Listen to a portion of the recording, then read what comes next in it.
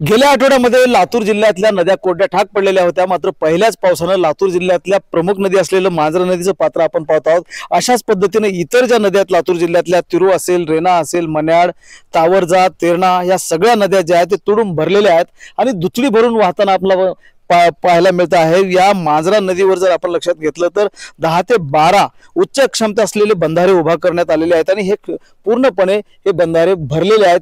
काही प्रमाणामध्ये या बंधाऱ्यांचे दरवाजे जे आहेत ते उघडावे लागलेले होते आणि याचा विसर्ग जो आहे तो मांजरा नदीमध्ये सोडावा लागलेला आहे।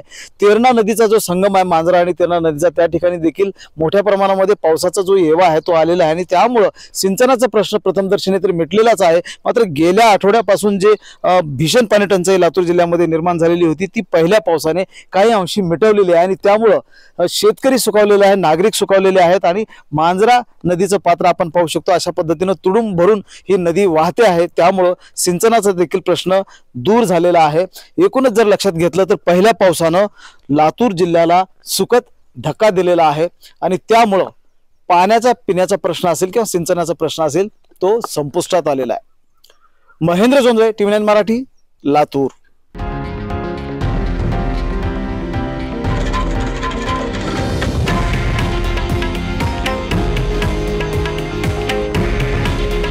हे आहे देशातील नंबर 1 न्यूज नेटवर्क आणि आपण पाहत आहात TV9 मराठी। काळजी तुमची, हित महाराष्ट्राचं।